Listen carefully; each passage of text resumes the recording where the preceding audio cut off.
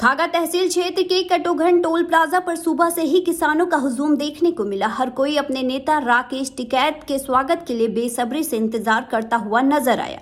टिकैत का काफिला जैसे ही टोल प्लाजा पहुंचा, किसानों ने जोरदार स्वागत किया और फिर उनका काफिला बुधवन मार्ग होते हुए भादर रोड स्थित प्रेमनगर कस्बा पहुंचा, जहां पाल कृषक सेवा केंद्र पर किसानों से मुलाकात कर उनकी समस्याएं सुनी गई।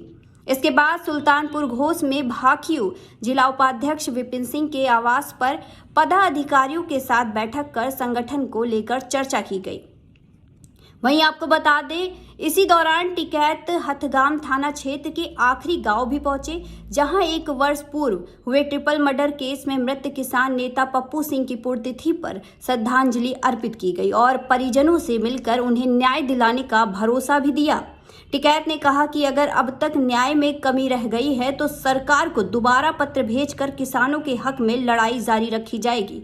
वहीं मीडिया से बातचीत में टिकैत ने बेमौसम बारिश में गेहूं की फसल को हुए नुकसान पर चिंता जताया और सरकार से किसानों को मुआवजा देने की मांग की है। साथ ही अंतर्राष्ट्रीय मुद्दों पर भी बयान देते हुए उन्होंने कहा कि अमेरिका और ईरान के बीच तनाव को खत्म करने के लिए भारत को सक्रिय भूमिका निभानी चाहिए। फिलहाल राकेश टिकैत का यह दौरा किसानों के मुद्दों पर एक बार फिर से राष्ट्रीय स्तर पर उठाने की कोशिश के रूप में देखा जा रहा है। साल हो गया जो 3 डेज यहाँ पर हुई, और जब तक यहाँ के लोग हड़ताल पर नहीं बैठे उनके परिवार, कल प्रशासनिक अधिकारी से बातचीत हुई। एक तो मुआवजा कम मिला है, तो 15 लाख रुपए में 3 परिवार के सदस्य के जिम्मेदार होते हैं, उनके बच्चों की नौकरी का, स्कूल की पढ़ाई का, ये 3-4 चीजें कल प्रशासन ने कहा तो है, लेकिन पूरा नहीं हुआ। सर, इससे पहले जब आप आए थे, जिस समय डेथ हुई थी, उस समय भी प्रशासन द्वारा बिल्कुल कहा था प्रशासन तो सही, लेकिन प्रशासन की जब तक हंगामा और खंड नहीं होता, ये डिमांड है कि परिवार के 3 सदस्य हैं, उनकी हत्या हो। भाई कंपनसेशन कम है और होना तो चाहिए, कानून में संशोधन हो जाए, जो जिसकी हत्या करता है उसकी प्रॉपर्टी का हिस्सा उसको दे दो, तयबंद हो जाए। कानून में संशोधन हो जाए तो देखा हत्या जिसकी हो जाए करना पड़ेगा। अमेरिकी डील पे क्या कहेंगे जो भारत सरकार ने किया है किसानों के लिए? देखो, किसानों के साथ में जो डील हो रही है, अगर वह लागू होगी तो उससे नुकसान होगा, दूध का किसान को नुकसान होगा। जो पशु पालने वाले लोग हैं, वो वहाँ से जो पशुओं का खाने का फीड आएगा, खल बड़ौड़ा जो आएगा खाने का, वो नॉन वेज है, वेजिटेरियन नहीं है। पशु हमारा यहाँ का घास खाता है, वो मीट तो खाता नहीं।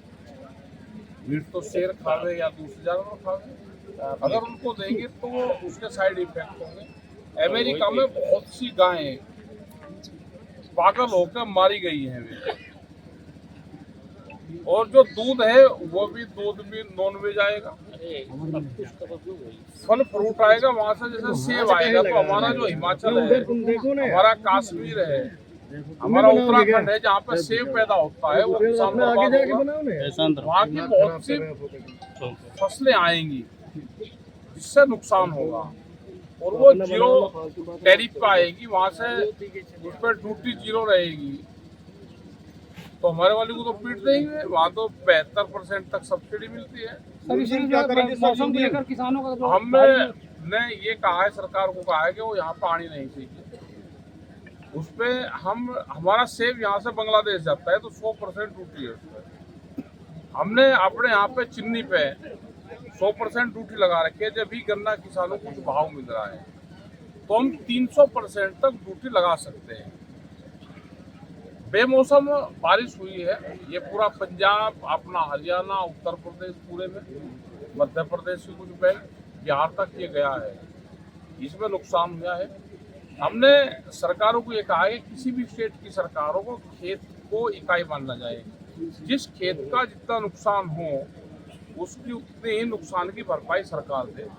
ये 3-4 दिन पहले भी हमने कहा हम यहाँ की सरकार को, और मुख्यमंत्री जी ने आज कहा है उसमें कि खेत के सर्वे करवाएंगे, ये ट्वीट उनका आया है। अब खेत के सर्वे हो जाए जिस किसान का जितना नुकसान है उसकी भरपाई हो जाए। अगर बारिश और बढ़ती है तो 100% नुकसान किसान का होगा, अनाज तो बर्बाद होगा, भूसा उसको मिल सकता है। सर पीड़ित परिवार को कल